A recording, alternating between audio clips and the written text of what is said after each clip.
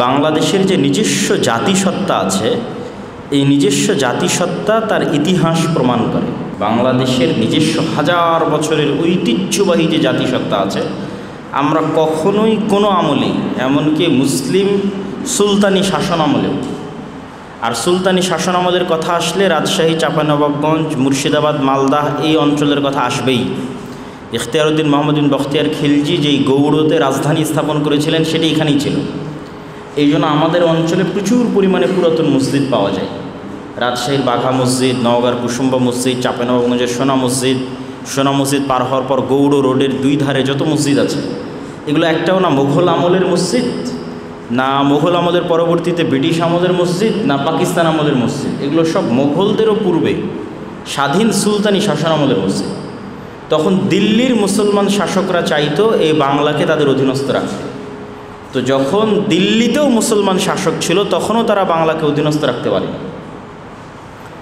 তাহলে এটি অবশ্যই ঐতিহাসিকভাবে সত্য যে বাংলার মানুষ ভারতের আধিপত্য বা ভারতের দাসত্ব মেনে নিবে, এটি অসম্ভব এবং অকল্পনীয়।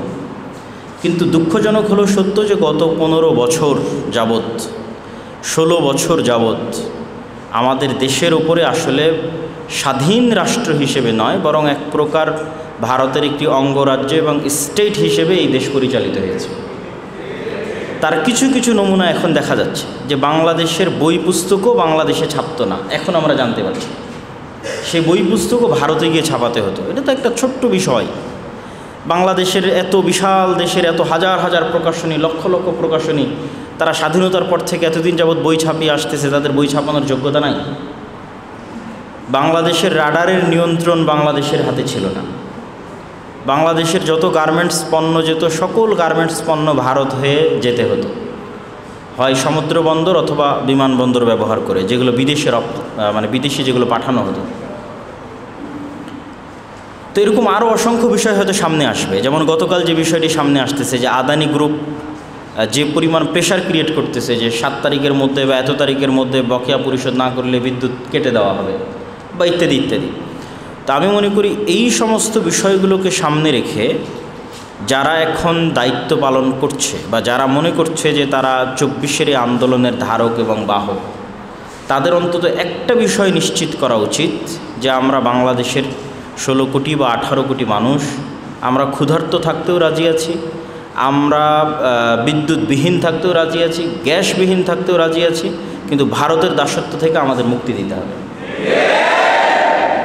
এবং যদি মুক্তি না দেওয়া হয় তাহলে এই যে 1700 বা 1800 ছাত্রের যে মৃত্যু, সেটি কখনোই তার কাঙ্ক্ষিত লক্ষ্যে পৌঁছবে না।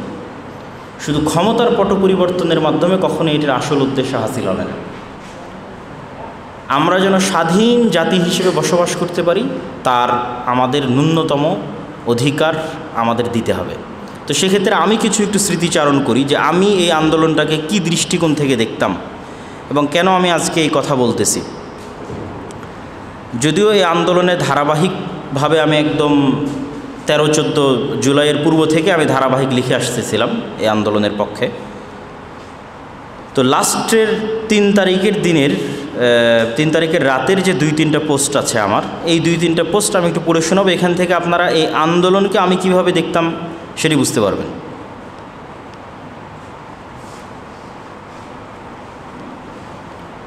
এইটা হচ্ছে যেই রাত অতিক্রম করার পর পরের দিন 5ই আগস্ট আসে, সেই রাতে অনেকেরই ঘুম হয় না, আমারও ঘুম হয়নি। একটা পোস্ট, 3টা পোস্ট লিখেছিলাম আমি ওই রাতে। একটা লিখেছি ছাত্রদের উদ্দেশ্যে, প্রিয় ছাত্র ভাইয়েরা, আপনারা সকল চড়াই উতরাই পেরিয়ে এতদূর পর্যন্ত এসেছেন শুধুমাত্র নিজের চেষ্টা ও মহান আল্লাহর রহমতে। তাই আজ বিজয়ের এত নিকটে পৌঁছে সেনাবাহিনীর প্রতি অতিমাত্রায় নির্ভরশীল হয়ে পড়বেন না, কেননা তখনও তো মানুষ জানতো না যে সেনাবাহিনী তাদেরকে সাপোর্ট দিবে কি দিবে না। আপনারা রক্তাক্ত জুলাইয়ের ভয়ঙ্কর গণহত্যা থেকে উঠে দাঁড়িয়েছে। গণহত্যাটা কিন্তু আসলে 17-18 জুলাই হয়েছে। তারপরের যে আন্দোলনগুলো 3 তারিখ 4 তারিখ, এটা কিন্তু গণহত্যার পরে, গণহত্যা থেকে উঠে দাঁড়িয়েছে। যে গণহত্যায় এই সেনাবাহিনীও সমান শরিক ছিল। আজ পর্যন্ত যদি নিজের চেষ্টায় আসতে পারেন, ইনশাল্লাহ বিজয় পর্যন্ত নিজের চেষ্টায় যেতে পারবেন। পৃথিবীর সকল ক্ষমতার একচ্ছত্র মালিক মহান আল্লাহ সুবহানাহু ওয়া তাআলা। তিনি ছোট থেকে ছোট জিনিসের মাধ্যমে বড় বড় ক্ষমতাশীলকে ধ্বংস করেছেন।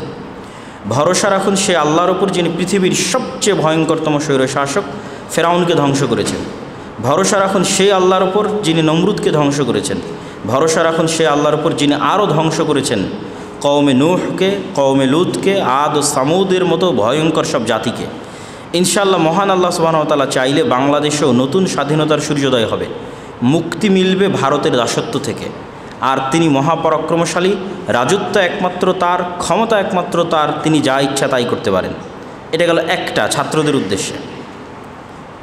আর একটা পোস্ট লিখেছিলাম সেনাবাহিনীর উদ্দেশ্যে ওই রাতেই। হে প্রিয় বাংলাদেশ সেনাবাহিনী, আজ আপনারা যে দেশের চাকরি করছেন সেই বাংলাদেশের জন্মই হয়েছে ঢাকা বিশ্ববিদ্যালয়ে। এই বাংলার মানুষের স্বাধীনতার প্রতীক হচ্ছে ঢাকা বিশ্ববিদ্যালয়। এই বিশ্ববিদ্যালয়ের মাটিতেই শুয়ে আছে শেরে বাংলা একে ফজলুল হক, হোসেন শহীদ সোহরাওয়ার্দী, কাজী নজরুল ইসলাম সহ অগণিত বিপ্লবী স্বাধীন চেতা মানুষের কবর। এই বিশ্ববিদ্যালয়ের জন্মই হয়েছে এই বাংলার মুসলমানদের জন্য। ঢাকা বিশ্ববিদ্যালয়ের বুকে মানে বাংলাদেশের বুকে গুলি, ঢাকা বিশ্ববিদ্যালয়ের হেরে যাওয়া মানে বাংলাদেশের হেরে যাওয়া। আজ যদি আপনাদের সিদ্ধান্তের ভুলের কারণে ঢাকা বিশ্ববিদ্যালয় পরাজিত হয়, তাহলে একদিন আপনারাও পরাজিত হবেন। ঢাকা বিশ্ববিদ্যালয়কে হত্যা করে বাংলাদেশ হতে পারে না, আর বাংলাদেশ না থাকলে আপনারাও থাকবেন না।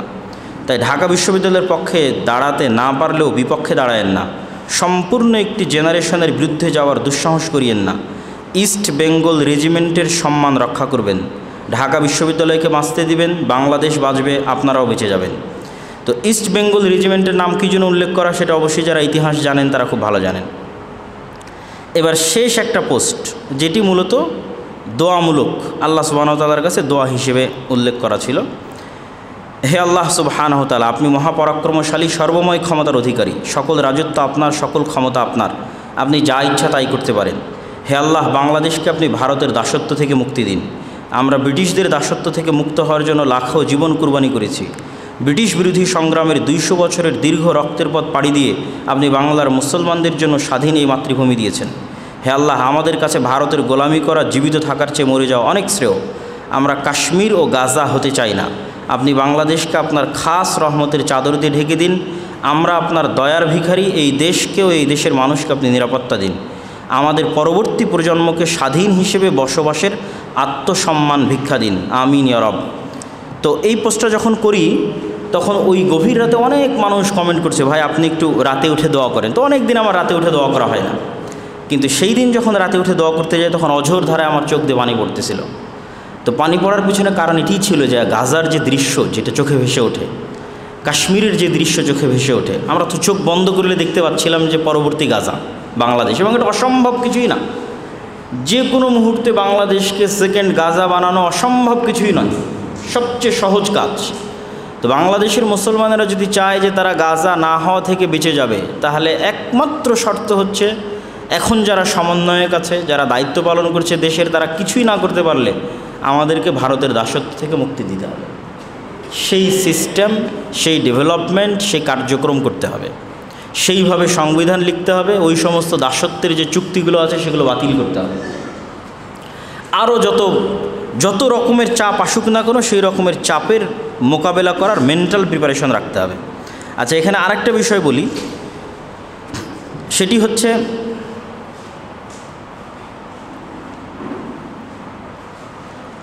আমরা সব সময় ধৈর্য ধারণের পক্ষে।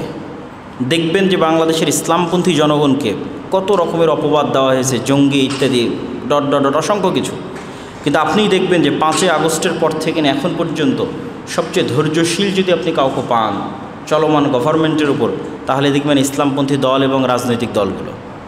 তারা কোনো ইস্যুতে রাজপথে গিয়ে সরকারকে বিব্রতকর পরিস্থিতিতে ফেলেনি। যখন যেটা প্রয়োজন হয়েছে সেটা সরকারকে যেভাবে জানালে কাজ হবে সেভাবে জানানোর চেষ্টা করেছে। কিন্তু এই সরকার গঠন হওয়ার পর থেকে অসংখ্যভাবে কিন্তু এই সরকারকে বিব্রত করা হচ্ছে। যেমন সনাতনী ধর্মের নামে বা ইসকনের নামে, যদিও তাদেরকে আমরা সনাতনী মানতে চাই না, ইসকন যারা আছে তাদের নামেও কিন্তু সরকারকে বিব্রত করা হচ্ছে। তো আমি যেটি মনে করব যে যারা এদেশে বিভিন্ন রাজনৈতিক দলের সাথে যুক্ত আছে তাদের উচিত ধৈর্য ধারণ করা এবং সহযোগিতা করা। বাংলাদেশের প্রত্যেক মানুষের উচিত ধৈর্য ধারণ করা, সহযোগিতা করা, যেমনটা আমরা করতেছি, ধৈর্য ধারণ এবং সহযোগিতা। তবে হ্যাঁ, আমরা পাশাপাশি সরকারকে এটিও জানিয়ে দিতে চাই, এটিও বলতে চাই যে ইসলামপন্থী জনগণ যে ধৈর্য ধারণ করছে, যে সহযোগিতাটা করছে, এই সহযোগিতাটাকে কখনোই দুর্বলতা মনে করা যাবে না এবং এমন কিছু করা যাবে না যেটি ইসলামপন্থী জনগণের রেড লাইন।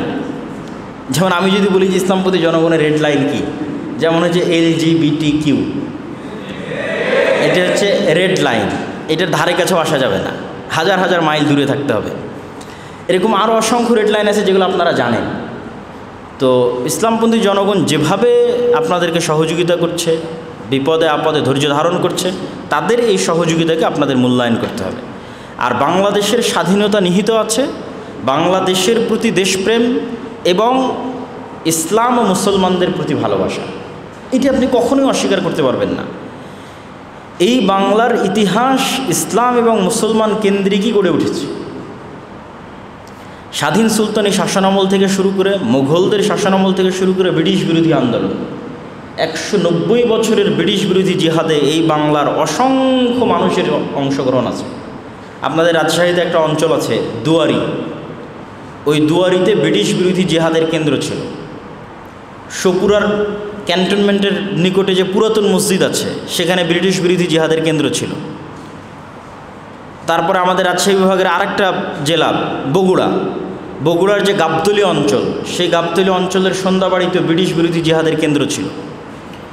তো এগুলো আমরা কখনকার কথা বলতেছি, এখন থেকে নিয়ে 250-300 বছর আগের কথা বলতেছি। তারা আমাদেরই বাবা, আমাদেরই দাদা, তারা ব্রিটিশদের থেকে মুক্তি পাওয়ার জন্য জীবন দিয়েছে।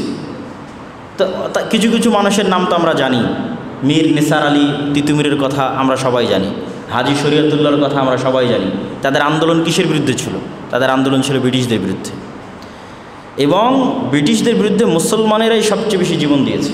এটি ভারতের মুসলমানদেরও দাবি যে তারা ব্রিটিশদের বিরুদ্ধে সবচেয়ে বেশি জীবন দিয়েছে। অতএব ভারত যে দাবি করে তারা ব্রিটিশ থেকে মুক্তি পেয়েছে, এটার ক্রেডিট মুসলমানদের দেওয়া উচিত। এর পরের অংশ যদি আসেন তাহলে সেটি আপনি শেরে বাংলা একে ফজলুল হকের নাম আসবে, হোসেন শহীদ সোহরাওয়ার্দীর নাম আসবে, তারপরে হচ্ছে মাওলানা ভাসানীর নাম আসবে। এটি ছিল পাকিস্তান তৈরির আন্দোলন। শেরে বাংলা একে ফজলুল হক শুরুতে কৃষক প্রজা পার্টি করতেন এবং উভয় বাংলার একমাত্র অখণ্ড বাংলার প্রথম প্রধানমন্ত্রী ছিলেন, এবং তিনি প্রথম জমিদারি প্রথা বিলুপ্ত করে আমাদের যে জমির এখন আমরা মালিকানা দাবি করছি এটি তিনি ফিরিয়ে দেন। জমিদারি প্রথা বিলুপ্ত করে আমাদের নামে যে মালিকানা আমরা জমির দাবি করতেছি সেটি তার একটা বড় অবদান আছে জমিদারি প্রথা বিলোপ করায় দুই বাংলার মানুষের জন্য। তো তিনি কিন্তু কখনোই মুসলিম লীগ করতেন না। তিনি চাইতেন কি উভয় বাংলা মিলে একটা স্বাধীন বাংলাদেশ গঠন হোক, মানে কলকাতা এবং ঢাকা মিলে পাকিস্তানের সাথেও না ভারতের সাথেও না একটা স্বাধীন বাংলাদেশ তৈরি হোক। এই কারণে তার হোসেন শহীদ সোহরাওয়ার্দীর সাথে মিলত না, দ্বিমত ছিল। কিন্তু যখন দেখলেন যে না, এখানে দুইটা বাদে কোনো চয়েস নাই, হয় ভারতের সাথে যেতে হবে না পাকিস্তানের সাথে যেতে হবে, কোনো চয়েস নাই, তখন হোসেন শেরে বাংলা একে ফজলুল হক তার যে আমিত্ব আছে, তার যে অহমিকা বোধ আছে, সেটিকে বিসর্জন দিয়ে মুসলমানদের জন্য, মুসলমানদের মুসলমানিত্বকে রক্ষা করার জন্য পাকিস্তানের সাথে যুক্ত হওয়ার সিদ্ধান্ত নেন। 1947-এর 14ই আগস্ট আজকে বাংলাদেশের যে মানচিত্র সেটি আমরা পাই। এই জন্য 47-এর আন্দোলনকে বিসর্জন দেওয়া মানে বাংলাদেশকে বিসর্জন দেওয়া। আমরা যেই মানচিত্রের উপর বসবাস করছি এটি তো 71-এর না, 47-এর 14ই আগস্টে পাওয়া। সেটির জন্য যারা চেষ্টা করেছে তাদের ইতিহাসকে মাইনাস করা মানে বাংলাদেশকে মাইনাস করা। আপনি শেরে বাংলা একে ফজলুল হকের ইতিহাস না পড়েন, 47-এর আন্দোলনের ইতিহাস না পড়েন, হোসেন শহীদ সোহরাওয়ার্দীর ইতিহাস না পড়েন, তাহলে আপনি বাংলাদেশকে মাইনাস করতেছেন। তারই ধারাবাহিকতায় বাংলাদেশ প্রতিষ্ঠিত হয়েছে। কিন্তু নিজেদের মুসলমানিত্ব রক্ষা করতে গিয়ে আমরা কি দেখলাম? আমরা যাদের সাথে যুক্ত হয়েছি তারা আমাদের সাথে বৈষম্য করতেছে। আর এটি সত্য। এটি যে সত্য তা এখনও বোঝা যায় আপনি যদি দেশের বাইরে যান। দেশের বাইরে গেলে দেখবেন যে ইন্ডিয়ানরাও আপনাকে সহ্য করে না, পাকিস্তানেরও আপনাদেরকে সহ্য করে না। পৃথিবীর থার্ড ওয়ার্ল্ড কান্ট্রির একটা নাগরিক হিসেবে তারা নিজেদেরকে একটু উঁচু মনে করে। ইন্ডিয়ান যারা তারাও মনে করে বাঙালিদের চেয়ে তারা উঁচু, পাকিস্তানেরাও মনে করে তারা বাঙালিদের চেয়ে উঁচু, সৌদিরাও মনে করে তারা বাঙালিদের চেয়ে উঁচু। হয়তো আমাদের বেশিরভাগ পেশাগত মানুষের যে পেশা বহির্বিশ্বে থাকে সেটির ফলে হয়তো এরকম একটা আমাদের চেহারা বা আমাদের একটা প্রতিফলন তাদের সামনে তৈরি হয়েছে। কিন্তু সব জায়গায় যে আমরা ডিসক্রিমিনেশন এবং বৈষম্যের শিকার এটি বোঝা যায়, সীমান্ত পার হলেই বোঝা যায়। সুতরাং 1971-এর পূর্বে যে আমরা পাকিস্তান কর্তৃক বৈষম্যের শিকার ছিলাম এটি সত্য। সেই বৈষম্য থেকে মুক্তির জন্যই মূলত 71-এর যুদ্ধ হয়েছে। কিন্তু তার মানে কখনোই এটি নয়, 71-এর যুদ্ধ মানে কখনোই এটি নয় যে বাংলাদেশ ভারতের দাসত্ব বরণ করবে, এটি কখনোই নয়। এবং এই কারণে তখন যে চুক্তিটা হয়েছিল ভারতের সাথে বাংলাদেশের, যেটিকে এক প্রকার গোপন চুক্তি বলা হয়, যে বাংলাদেশের কোনো সেনাবাহিনী থাকবে না ইত্যাদি অসংখ্য কিছু, সেই চুক্তিগুলোকে বাতিল করেই কিন্তু বাংলাদেশ আজ এই পর্যন্ত এসেছে এবং স্বাধীনভাবে দাঁড়িয়ে আছে। অতএব আমাদের বাংলাদেশের এই ইতিহাসকে ধারণ করতে হবে এবং বৈষম্য বিরোধী ছাত্র আন্দোলনকে আমি কোন দৃষ্টিকোণ থেকে দেখতাম তাই 3টে পোস্ট পড়ে আপনি স্পষ্ট হয়েছে।